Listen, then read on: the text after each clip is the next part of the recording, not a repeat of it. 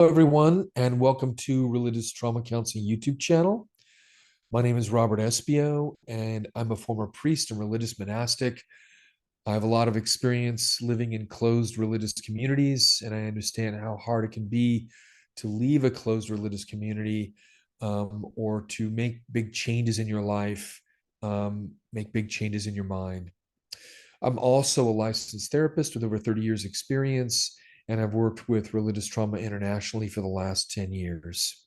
I want to talk today a little bit about what is trauma and what is the difference between trauma and religious trauma. So, trauma is really a word that's thrown around a lot these days in different ways. But trauma, really, in the true sense, is a word that refers to kind of a spectrum of diagnosis, the most well known being post traumatic stress disorder, right? However, really, trauma refers to a single or series of events that happened in the past that continue to affect us negatively for a long time after that event happened. So, trauma and traumatic experiences result from really highly stressful events that really shatter a person's sense of safety, security, and serenity. And in many cases, trauma renders one helpless and vulnerable or very hardened and volatile in a world that we start to perceive as dangerous. Some of the really well known symptoms of traumatic experience can be panic attacks, constant background anxiety, chronic nightmares, a sense of shame, sense of numbness, feeling unreal or spacing out a lot. And traumatic experiences really entail a threat, feeling of threat to our life or our overall well being. But in any situation that leaves a person feeling overwhelmed and alone, can really feel traumatic, even if it doesn't involve physical harm. So it's really not sort of the objective facts that determine whether or not an event is traumatic, but really your psychological interpretation of the event. When people have a traumatic experience, they may get what's called post traumatic stress disorder. Okay. But there's something called religious trauma, and religious trauma is a little different.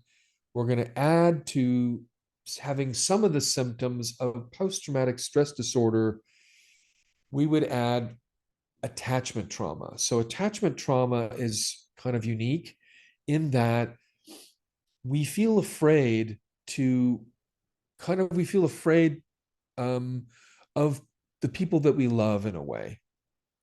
We feel frightened of the people that we love. We feel constantly measured and judged by the people that we love. We feel like we never measure up to the people that we love. We even have a hard time believing maybe even that we're really loved and okay, because from a very young age, love might be connected to ideas of fear or terror. Love might be connected to ideas of authority and hell. Love might be connected to things that make us feel panic and like we're just never okay inside. So, how our model of love develops is really something really important. And our model of love develops primarily between 0 to 12 years old when we're a child. And so, if we grow up um, in a religion or in a religious community, this can have sort of the greatest impact on how we look at love, how we look at relationships, how we look at religion. And it can be very different than when we join a religion later on in life, though there can still be attachment trauma in a person's religious trauma later on in life. So, um, PTSD is really a central issue that happens in any form of trauma. But one of the things that we really notice that's unique with religious trauma is this experience we call depersonalization.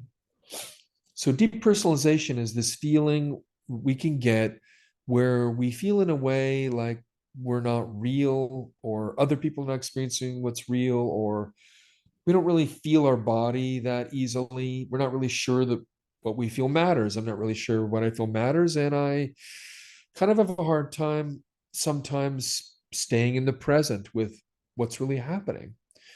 People that experience depersonalization also experience this phenomena called dissociation. Dissociation is a big clinical word for spacing out. And dissociation is often used by therapists to refer to a person who's unable to really stay present to their emotions. Dissociation can become a very complex defense mechanism as it evolves through living with years of chronic painful experiences.